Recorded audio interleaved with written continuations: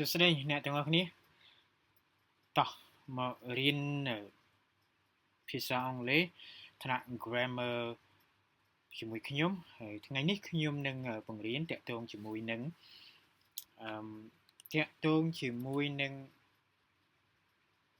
article ណាតាក់ទងជាមួយ article ដែលខ្ញុំផ្ដោតទៅលើដំបូងខ្ញុំនឹងនិយាយអំពី indefinite article ថាតើអ្វីជា indefinite article អ្នកទាំងអស់គ្នាខ្ញុំជឿថាយើងប្រកាសជាបានធ្លាប់ឮពាក្យថា article indefinite article បើយើងជាភាសាខ្មែរគឺការរន់ណាគឺការកំណត់អ្វីមួយប៉ុន្តែពាក្យថា indefinite article នេះមានន័យថាមិនកំណត់ច្បាស់លាស់ទេណាมันមានការកំណត់ច្បាស់លាស់ទេហើយត្រូវបានគេហៅថាជា determiner នៅក្នុងភាសាអង់គ្លេសអ្វីជា determiner អ្នកទាំងអស់គ្នាអញ្ចឹងនៅកន្លែងនេះខ្ញុំសូមពន្យល់អ្នកទាំងអស់គ្នា indefinite article នេះគឺវាជាប្រភេទ determiner មួយនៅក្នុងភាសាអង់គ្លេសពាក់ព័ន្ធជាមួយនឹង grammar ណាខ្ញុំគិតថាអ្នកទាំងនេះប្រកាសជាពិបាកយល់នេះប៉ុន្តែព្យាយាមយល់ជាមួយខ្ញុំនឹងពន្យល់ថាស្អីទៅជា indefinite article ហើយវាជា determiner ណាតោះទី1អ្នកទាំងអស់គ្នាធ្លាប់ឮពាក្យឬក៏ n នេះអញ្ចឹងទាំងនេះទាំងទាំង n នេះគឺគេហៅថាជា indefinite article ឬក៏គេហៅវាថាជា determiner នៅក្នុងភាសាអង់គ្លេស determiners in English តើនេះយើងអញ្ចឹងអ្នកទាំងអស់គ្នានេះទាំងទាំង n នេះវាត្រូវបានគេហៅមួយថាម្យ៉ាងថាជា non specific បាទ it's non specific មានន័យថាទាំងទាំង n នេះគឺមិនកំណត់ទៅលើវត្ថុឬក៏person ជាមនុស្សណាមួយឲ្យប្រកបនៅឡើយទេអញ្ចឹងគេប្រើឬក៏ n មានន័យថាគ្រប់យ៉ាងឬក៏អ្វីមួយឬក៏ជាមនុស្សជាសត្វជាអីក៏ដោយប៉ុន្តែវាមិនបានកំណត់ឲ្យបានជាក់លាក់ណាមួយនៅឡើយគេប្រើ article គេហៅថាឬក៏ n ឬអ្នកទាំងអស់គ្នាឃើញពាក្យថា indefinite article ជាទូទៅមែនទែនទៅយើងភាគច្រើនអត់ចាប់អារម្មណ៍រឿង indefinite article ឬក៏ determiner នៅក្នុងភាសាអង់គ្លេសហ្នឹងយើងពេលខ្លះយើងប្រើប្រាស់ភាសាអង់គ្លេសយើងអត់ចាប់អារម្មណ៍ពីរឿងហ្នឹងទេយើងចេះប្រើអីចឹងទៅវាមានបញ្ហាជាមួយនឹង writing របស់យើងណាជាមួយនឹង writing របស់យើងនៅពេលដែលយើង test grammar ពេលប្រឡងឬក៏ធ្វើ test ដើម្បីចូលរៀនមហាវិទ្យាល័យអ្វីមួយគឺយើងអត់បានចាប់អារម្មណ៍រឿងហ្នឹងគឺយើងអត់បំពេញត្រូវដែរតោះនេះយើងអញ្ចឹងមកចាប់អារម្មណ៍ជាមួយខ្ញុំនឹងពន្យល់ឲ្យអ្នកទាំងអស់គ្នាយល់ឲ្យច្បាស់អំពី indefinite article ទាំងពីរនេះណាតែយើងប្រើប្រាស់ឬក៏ n នៅពេលណាគេថា when to use or when to use n មានន័យថា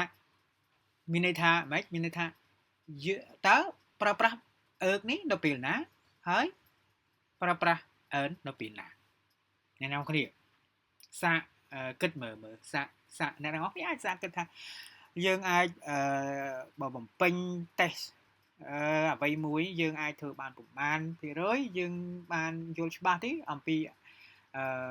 indefinite article ឬក៏ indefinite article n នឹងថាគេប្រើប្រាស់នៅពេលណាខ្លះតោះឥឡូវយើងទៅមើលលម្អិតជាមួយខ្ញុំ use x before a consonant sound មានន័យថាម៉េចអ្នកនរគ្នានិយាយថាប្រើប្រាស់ x ណាប្រើប្រាស់ x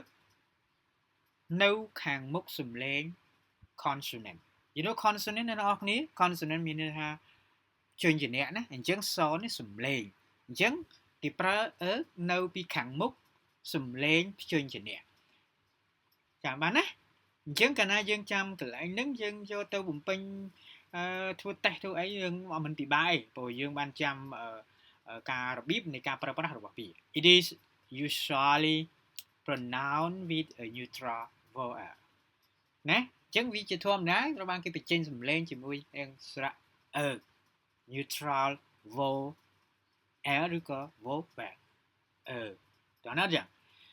អូខេអ្នកទាំងអស់គ្នាទៅមើល example នេះជា example មួយជូនអ្នកទាំងអស់គ្នាដើម្បីងាយពិនិត្យមើលថាគេប្រើរបៀបម៉េច he is ឬក៏ his ខ្ញុំសូមប្រើទម្រង់ខ្លីមកណាទម្រង់ short មួយខ្ញុំមកន័យថាshe is ណា c apostrophe s ហ្នឹងមក she isឃើញពេកអីអ្នកទាំងអស់គ្នានេះឃើញខ្ញុំដាក់នេះដើម្បីឲ្យអ្នកទាំងអស់គ្នាងាយក្នុងការបញ្ចេញសំឡេងងាយក្នុងការបញ្ចេញសំឡេងទេនៅពេលដែលអ្នកទាំងអស់គ្នាយកទៅសរសេរមិនបាច់ដាក់នេះទេមិនបាច់បាក់សំឡេងកន្លែងនេះដូចគ្នាណានេះគ្រាន់តែខ្ញុំដើម្បីឲ្យអ្នកទាំងអស់គ្នាងាយមើលហើយងាយអានតែប៉ុណ្ណោះទេណាអញ្ចឹង he a doctor he is a doctor ឬក៏ he is a doctor អញ្ចឹងឃើញអ្នកទាំងអស់គ្នាឃើញប្រើនៅពីមុខ doctor d គឺជា consonant sound អញ្ចឹងយើងប្រើប្រាស់ នៅពីខាងមុខសំឡេងព្យញ្ជនៈ d ឃើញ d នេះទេអ្នកទាំងអស់នេះគឺជាជា indefinite article ប្រើប្រាស់ពីនៅខាងមុខសំឡេងព្យញ្ជនៈ d នេះគឺជាឃើញទេជាព្យញ្ជនៈ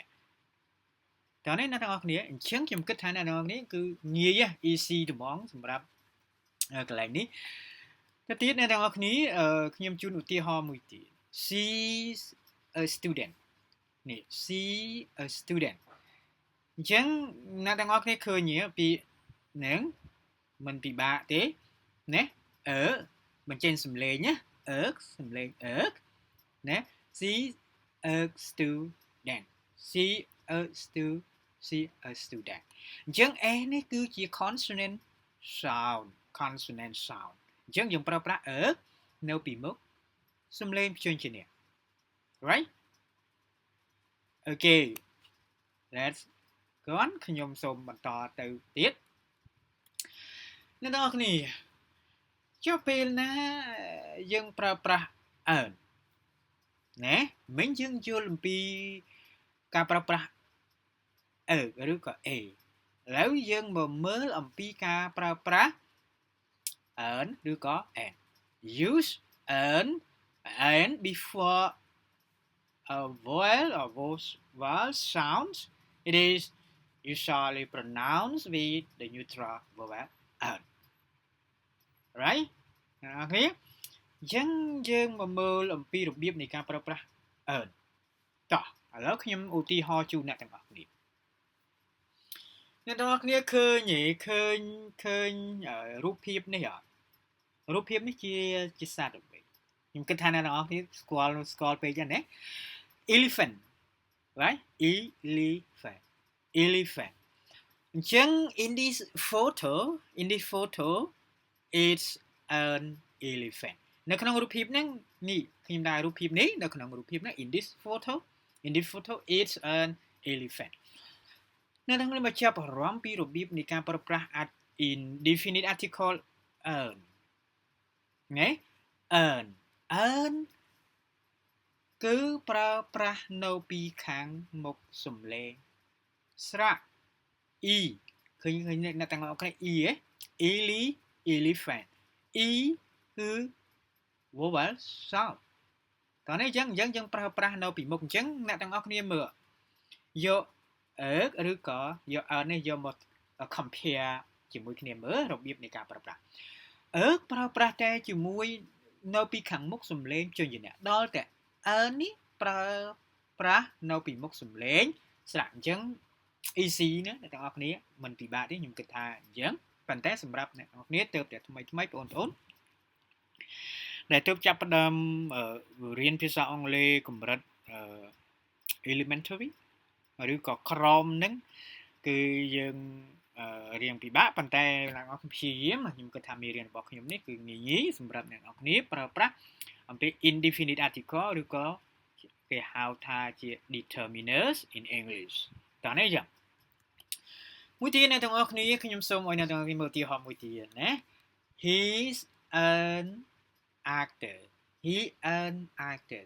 he's an actor អញ្ចឹងនេះ A គឺជា vowel sound អញ្ចឹងយើងប្រើប្រាស់ នេះនៅពីមុខសំឡេងស្រៈ actor កាលនេះយ៉ាង he's an actor okay easy yeah ចំណុចទី2ខ្ញុំសូមឲ្យអ្នកទាំងអស់គ្នាទៅចាប់អារម្មណ៍ពីរបៀបនៃការប្រើប្រាស់មួយទៀត A ឬក៏ ឬក៏ N ឬក៏ N ហ្នឹងម្ដងទៀតអ្នកទាំងអស់គ្នាឃើញទេឬក៏ N ឬក៏ A N ឬក៏ N comes before a singular countable noun មានន័យថាម៉េចអ្នកនរគ្នាកន្លែងឬក៏ N ឈរនៅពីមុខ come នេះមានន័យថាមកណាប៉ុន្តែគាត់អ្នកនរគ្នាប្រើ comes មាន come វាឈរនៅពីមុខណាបានឲ្យវានៅពីមុខវាមកនៅពីមុខហ្នឹង comes before a singular countable noun មានន័យថាឬក៏ N ឈរនៅពីមុខឈរនៅខាងមុខnoun រាប់បាន countable នេះ countable រាប់បានណា countable noun មានន័យថា noun ដែលអាចរាប់បានពីព្រោះ noun វាមានច្រើនប្រភេទប៉ុន្តែខ្ញុំមិនទាន់លើកយកស៊ីជម្រៅជូនអ្នកទាំងអស់គ្នាទេជួបកន្លែងណាខ្ញុំនឹងបញ្យល់កន្លែងនោះប៉ុន្តែកន្លែងនេះគឺយើងនិយាយអំពី countable noun មាន noun ដែលយើងអាចរាប់បានហើយជា singular ជា a កវចនៈណា a កវចនៈមានតែមួយ noun countable noun ហើយជាតែមួយទៀតណាជា singular ទៀតអូខេអ្នកនរគ្នាអញ្ចឹងយើងនឹងកលេចមើលឃើញឧទាហរណ៍របៀបនៃការឈរទីតាំងនៃការឈររបស់ឬក៏នេះអ្នកទាំងគ្នាខ្ញុំអូខេខ្ញុំបង្ហាញជា formula ជូនអ្នកទាំងអស់គ្នាងាយក្នុងការយល់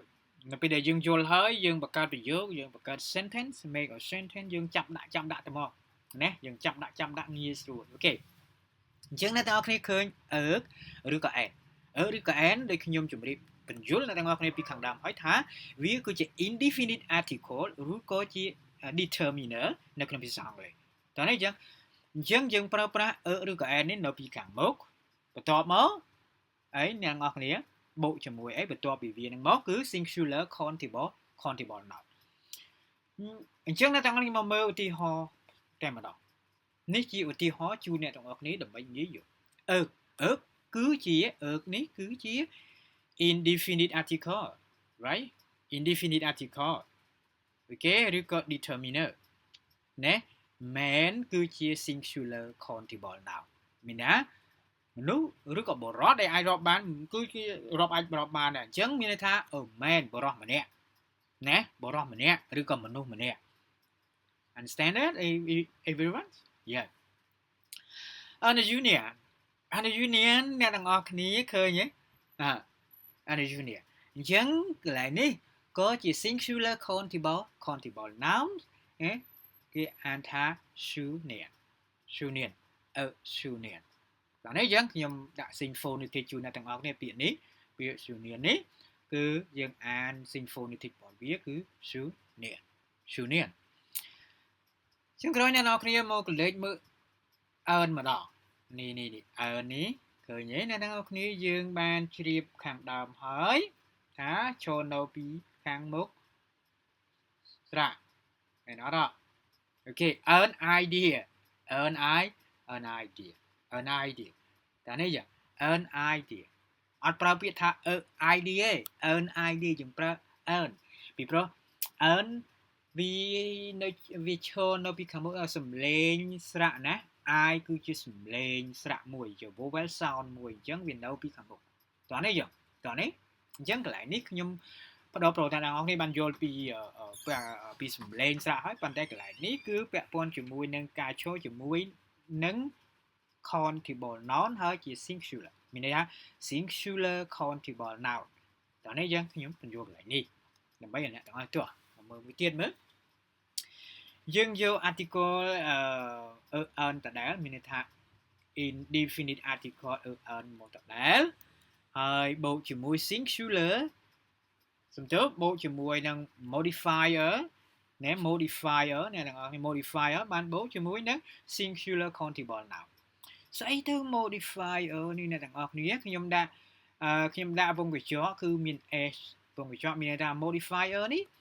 គឺជាអ្នកពង្រីកន័យបំពេញន័យបង្គ្រប់ន័យឲ្យ noun នេះឲ្យ noun នេះ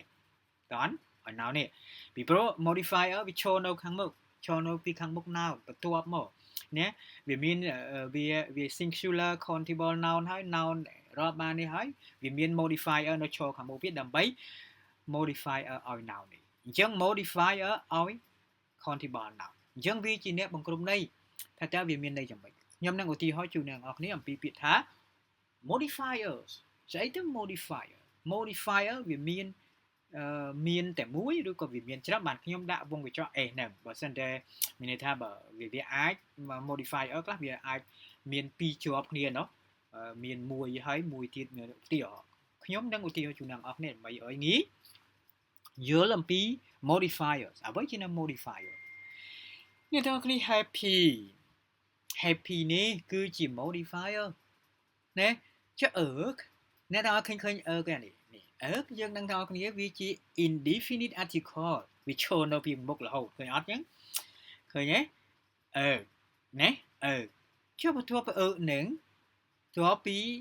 indefinite article នឹងមកយើងឃើញអីmodifier នេះគឺជា modifier happy modifier ចុះឯណា noun គឺ woman singular countable noun គឺ woman ចឹងអ្នកទាំងគ្នាងាយមើលអានេះខ្ញុំមិនទាន់បង្កើតជាប្រយោគឲ្យនេះទេគឺខ្ញុំលើកយក clear ជា fresh មួយដើម្បីឲ្យអ្នកទាំងអស់គ្នាមើលឲ្យយល់អំពី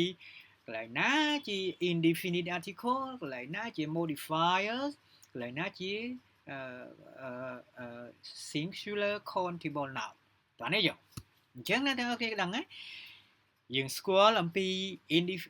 indefinite article យើងស្គាល់អំពី modifiers យើងស្គាល់អំពី singular countable noun យើងមកដល់កន្លែងនេះទៀត a very famous author ឃើញអ្នកទាំងអស់គ្នាមកដល់កន្លែងនេះដែលខ្ញុំមានវងកញ្ចក់ s ហ្នឹងឃើញអត់យើងឃើញ article ឬក៏យើងហៅថា indefinite article very ជា modifier មួយហើយ modifier មួយទៀតឃើញអត់ very ជា modifier ដែរ favor ក៏ជា modifier អញ្ចឹងមានម៉ាត់2 modifier 2អញ្ចឹងបានខ្ញុំមាន s ឲ្យអ្នកនរគ្នាដឹងបងឃើញទេ a very famous author ជាងនៅក្នុងភាសាអង់គ្លេស English grammar គឺគេប្រើរបៀបហ្នឹង modifier ជួនកាល modifier មានតែមួយជា singular modifier ឬក៏វា many modifier វាមានច្រើនណាតគ្នារហូតប៉ុន្តែវា modifier អូនណាបញ្ជាក់ឲ្យនៃតែ author នេះដល់ណាអញ្ចឹងយើងមើលថា famous modifier author ដល់ very ក៏ modifier author ដែរអូខេអ្នកនរគ្នាអញ្ចឹង a very famous author a very famous author អញ្ចឹងអ្នកទាំងអស់គ្នាដឹងហើយណាយើងដឹងហើយចូលមួយទៀត an interesting new book តើនេះតោះយើងដឹងថានេះគឺជា indefinite article ចុះបូកបន្ទាប់ពី indefinite article មក interesting គឺជាអីអ្នកនរគ្នានេះ modifier ចុះ new modifier ដែលចុះ book គឺជា singular countable noun អញ្ចឹង an interesting new book តើនេះយើងឃើញ modifier បន្ទាប់ពី indefinite article ទេឃើញអ្នកនរគ្នាឃើញទេអូខេសារជាថ្មីម្ដងទៀតអ្នកនរគ្នាកន្លែងនេះយើងឃើញ an គឺជា indefinite article ជាមួយ modifiers ហើយបូកជាមួយនឹង singular countable ឧទាហរណ៍នេះគឺសម្រាប់អ្នកទាំងអស់គ្នានឹងងាយយល់ខ្ញុំគិតថាវានឹងងាយយល់អ្នកទាំងអស់ងាយចាប់បាន easy សម្រាប់ការធ្វើតេស្តប្រឡងអ្វីមួយគឺអ្នកទាំងអស់គ្នាបំពេញពាក់ព័ន្ធជាមួយនឹង article ឬក៏ indefinite article នេះមិនខុសឡើយអូខេ Thank you so much everyone ជួបខ្ញុំនៅពេលបន្តទៀតមេរៀនពេលក្រោយខ្ញុំនឹងនិយាយអំពី indefinite article បន្តទៀតឥឡូវនេះខ្ញុំសូមបញ្ចប់